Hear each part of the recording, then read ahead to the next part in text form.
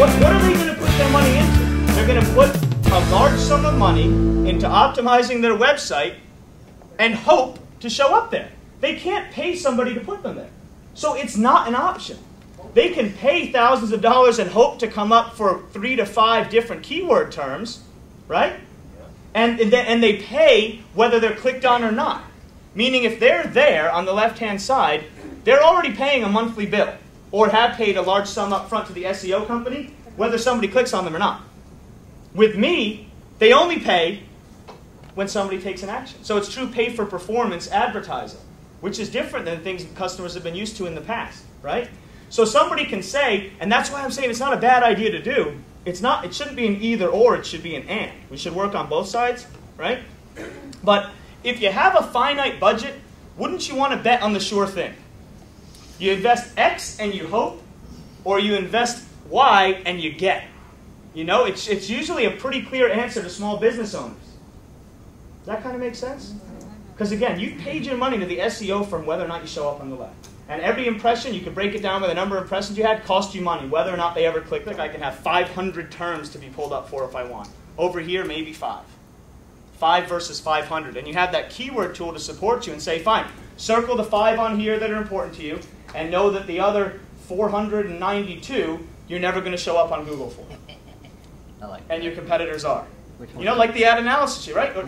Slide it over. Say, here's 201 different keywords that Google themselves said you should be running, that Google is telling you people type in when they're looking for your type of product and service. Circle 5.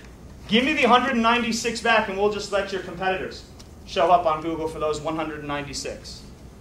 Why would you let leads go? Right? Does that kind of make sense?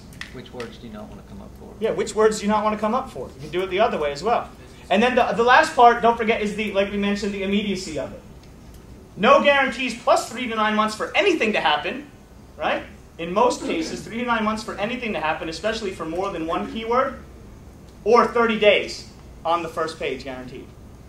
3 to 9 months, invest a ton of cash, maybe. 30 days, definitely on the first page. We tell Google what to pull you up for. Compelling argument there. And you only pay 1 red cent if somebody actually clicks on your ad, not just for seeing it or for popping up. Does everybody see this? So this is the only one that you need, right? This is the one I still use on sales calls, literally. Visitors who clicked on paid search ads were 17% more likely to buy, plus paid search average order value was about 18% higher. You don't need to, people won't sit there and will have you give them 25 different articles. This is the best one that I've found yet that has data that's from a reliable third party, right?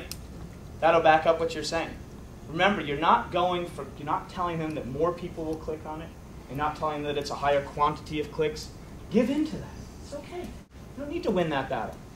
What you do need to have them understand is that they only pay when somebody clicks on them, which is beautiful. It's really zero risk advertising because of that. It's pay for performance advertising. And because of that, because you don't pay just for showing up, if it's 10% of the people that click on you versus everybody else, you're only paying for that 10%. So everything else is free exposure on the first page of Google. I don't care about a click. I want a phone call. You've actually got phone calls this whole time when I'm not paying for a click. Absolutely perfect. That's absolutely great. I would die for somebody to say that to me, because what do we say next?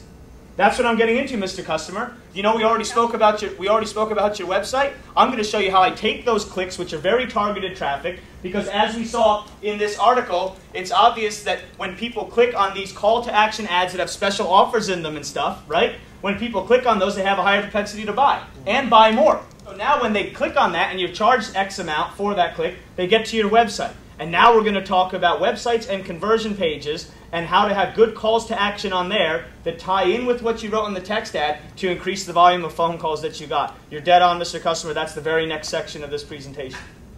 Does that make sense? That is. Because when he says that, you know he's agreed with the other stuff. Because he just gave in on the clicks and the percentage of clicks and not getting enough clicks.